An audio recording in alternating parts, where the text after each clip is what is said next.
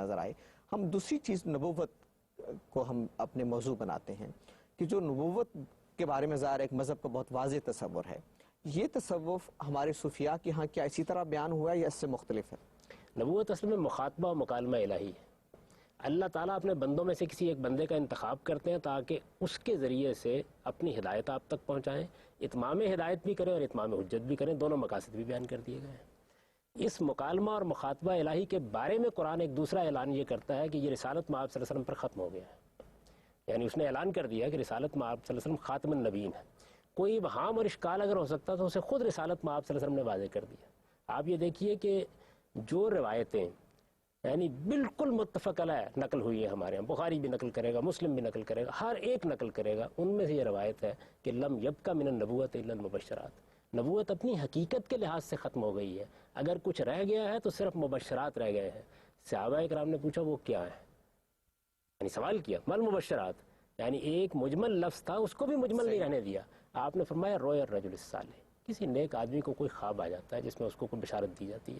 پھر اس کی مزید وضاحت فرما دی کہ جب تم خوفناک خواب دیکھتے ہو تو اس میں شیاطین جن کام کر رہے ہوتے ہیں، اور جب تم کو اچھا خواب دیکھتے ہو تو فرشتے اس میں تمہیں بشارت دیتے ہیں.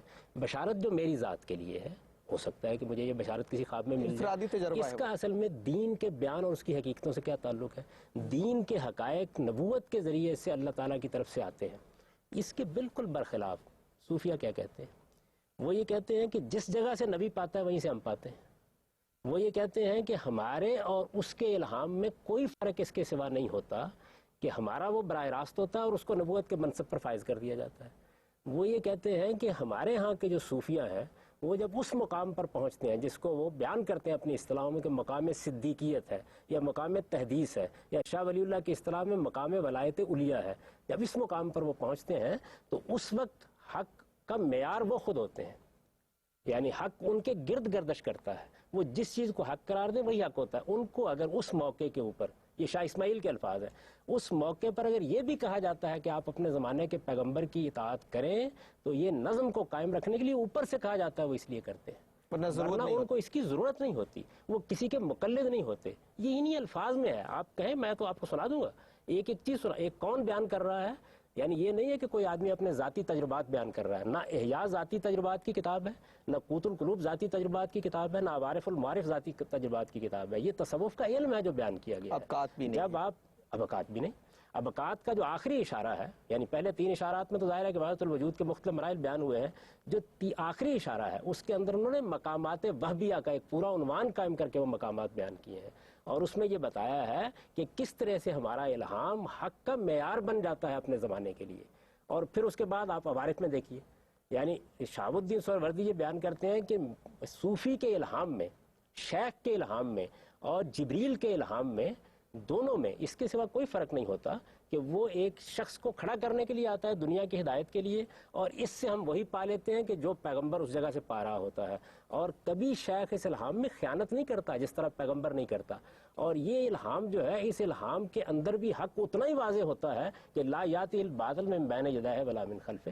یعنی یہ قرآن نے اپنی صفت بیان کی ہے، تو اس جگہ پر وہ اپنے الہام کو بیان کرتے ہیں. یہ بہت عام سطح کی باتیں ہوتی ہیں جس میں یہ کہا جاتا ہے کہ نہیں وہ ہمارے لیے حجت ہے اور فلاں کے لیے حجت ہے. مجھے یہ بتائیے ان کا مطلب کیا ہے؟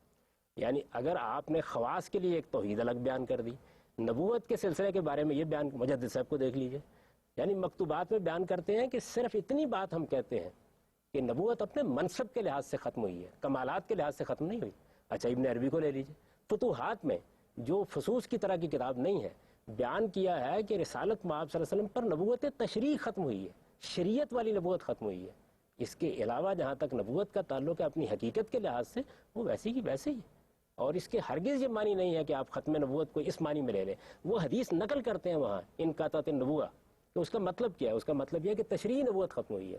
میں نام نہیں لینا چاہتا، لیکن میں یہ کہتا ہوں کہ جن لوگوں کے خلاف اس زمانے میں ہم ہنگامہ کرتے رہے ہیں وہ اس سے زائد کون سی بات کہتے ہیں. یہ سری الفاظ میں بیان ہوا ہے. آپ اجازت دیں گے میں سنا دوں گا. ٹھیک ہے. میں چاہوں گا اس وجہ سے نبوت کے معاملے میں معذرت کے ساتھ جو ان کتابوں کے اندر تصور ملتا ہے، وہ پھر میں ایک طالب علم کی طرح سمجھنا چاہتا ہوں کہ اس تصور میں اور پیغمبر کے تصور میں، اس تصور میں اور قرآن کے تصور میں کیا چیز ہے کہ جس کو میں تضاد پر محمول. ٹھیک ہے. پروگرام میں ایک بار پھر حاضر خدمت ہوتے ہیں لیکن ایک وقفے کے بعد.